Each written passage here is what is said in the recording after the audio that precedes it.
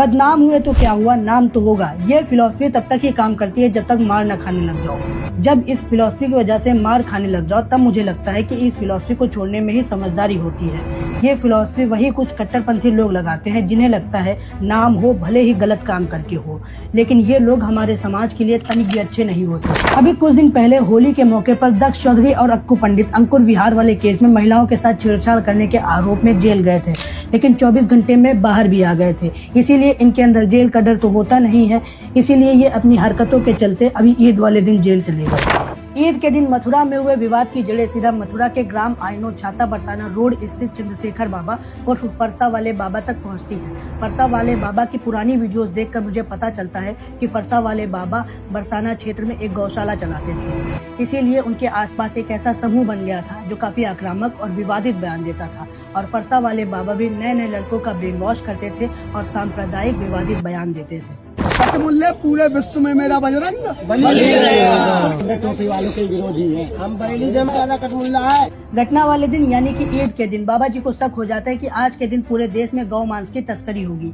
इसीलिए बाबा जी सुबह 3 से 4 बजे अपने चेलों के साथ दिल्ली आगरा हाईवे NH-19 पर शिकंजा लेकर पहुंच जाते हैं। हल्के अंधेरे और धुंध में बाबा जी अपने साथियों के साथ सड़क पर आने जाने वाले कंटेनर्स और ट्रक को रोककर गौ तस्करी के शक में जांचने लगते हैं। पुलिस और जिला प्रशासन का कहना है कि बाबा जी ने जिस समय जिस ट्रक को रोका था उसमें गौवंश नहीं बल्कि किराना और परचून का सामान था।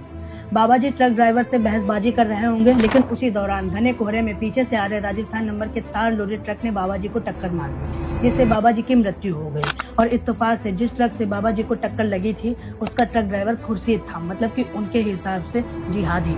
हालांकि उसी समय पर उस ट्रक ड्राइवर की भी मृत्यु हो गई थी, लेकिन जिहादी सुनते ही सभी ततैया सक्रिय हो जाते हैं। दक्ष चौधरी और गैंग बाबा की मृत्यु की खबर सुनते ही लाइव करके लोगों से दिल्ली आगरा हाईवे NH-19 पर इकट्ठा होकर रोड जाम करने का ऐलान कर देते हैं। जब पुलिस इन्हें ये करने से मना करती है तब ये पुलिस से टकराव करते हैं। जब टकराव से बात नहीं बनती है तब ये पथराव शुरू कर देते हैं, जिसमें कई पुलिस कर्मियों को गंभीर चोटें आती हैं, लेकिन पुलिस तो पुलिस होती है, वो सबको लाइन पर ला देती है।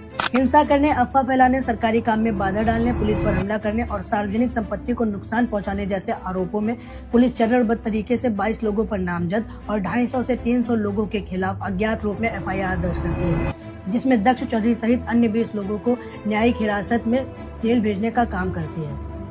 पूरी कहानी में समझने वाली बात यह है कि अफवाह, उकसावे और भीड़ की मानसिकता मिलकर किसी भी छोटे मामले को बड़े विवाद में बदल सकती है। और इस विवाद को जिन लोगों ने बड़ा बनाया है, अक्सर ये लोग जानबूझकर ऐसे विवाद पैदा करते हैं ताकि भले ही इनके हाथ कानून से सने रहे, लेकिन ये चर्चा में बने।